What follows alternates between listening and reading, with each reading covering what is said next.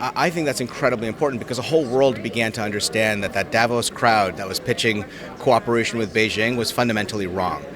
And now today in Canada, we have the Davos man who's in charge saying, well, listen, we need to create a strategic partnership with China on commercial, political, economic, and security issues, which I find deeply concerning.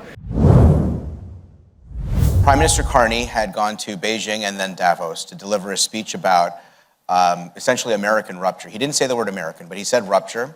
The only country he mentioned he meant American. Well, the only country he meant in his speech that he mentioned in his speech was Beijing and China.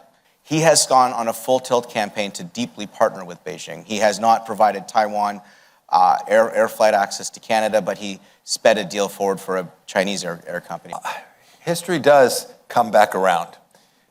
This effort to undermine the central thesis of what we all care about, the Western idea, there have been many have tried. These folks are closer today than ever. Chef Majumba, you just had like a beautiful panel with Mike Pompeo. Can you tell us your first impression of your whole discussion? Well, look, he's an incredible figure of history. The Donald Trump presidency has been enormously consequential. This is the second one. He was part of the first one. And in that time, it was extremely disruptive, almost chaotic.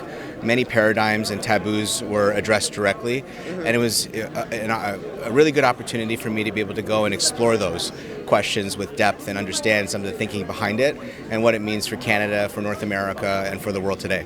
And so when I see someone like Prime Minister Carney or the leadership in Spain or whatever, who would say, gosh, we're really mad at Donald Trump, or we're really mad because of America, and then they say, and we're going to go choose the Chinese Communist Party as our counterparty because of that.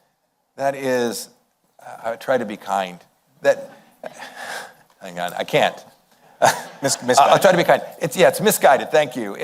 You talk on one particular issue is China. Absolutely. And the interference that China has here in Canada.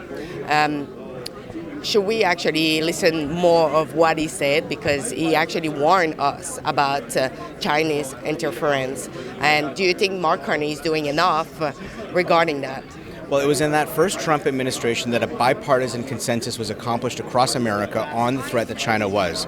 It was because before that time, many people thought that you could engage China commercially, hope that it would liberalize politically and become a better partner.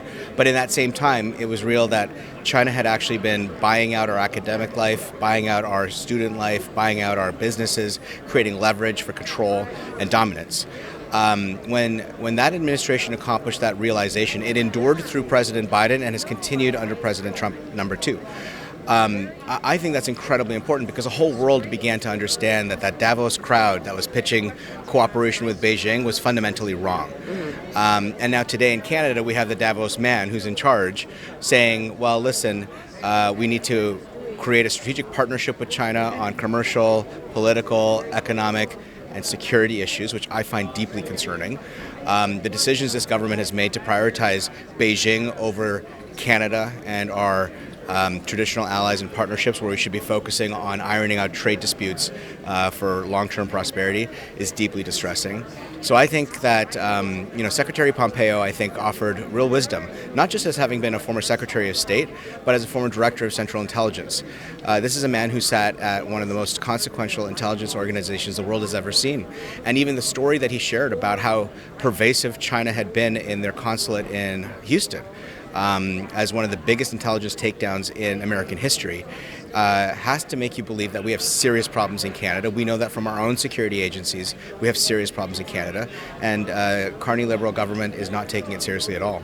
And you're watching these conflicts, right? The way these very low dollar, very sophisticated weapons now can truly impact. We do need to do the hard work to protect and preserve not just we think of sovereignty as a political immigration issue. But it is a pretty dodgy world when a terrorist group can get 5,000 Shahed drones, put them in the back of a truck, and drive them somewhere inside of one of our countries. Far too many of our institutions, our universities, our media, and our bureaucracy have traded away that clarity for moral relativism and collectivist thinking. Because I think at the end of the day, there's so many. I mean, the CBC itself, for example, barely reported on 40,000 Iranians being massacred in January by the Iranian regime. Yet they have print as long as I am many times over about the Gaza war, about other wars. They didn't talk about one of the most repressive regimes taking one of the most repressive actions in this century in a single day. And so when Canadians wake up to a war that CBC or other mainstream press present as having only started at a certain point, they are being deceived. They're being misled by an editorial perspective rather than actual facts and news. And I think what Secretary Pompeo was saying, we're in a period of serious competition. War is not as what would have been traditionally defined as battlegrounds on land or on sea. It's also economic, it's long-term, and it's about creating the conditions for a world of peace to emerge afterward. And so, no, I wasn't surprised with what he said. I was grateful for it. I know I agree with much of that in terms of what Canada should do, even if the Prime Minister takes 4 decisions on Iran in 4 days and still hasn't clearly articulated what his intentions are in this conflict or for Canada.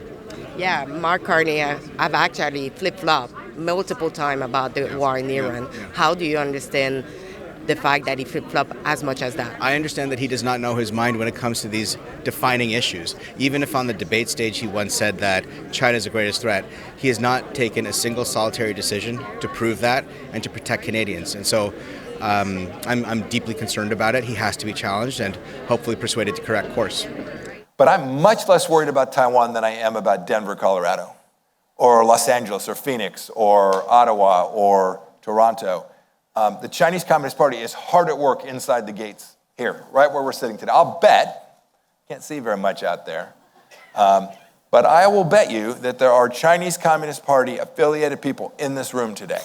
You touch also Hamas, Hezbollah, and the threats that they are posing.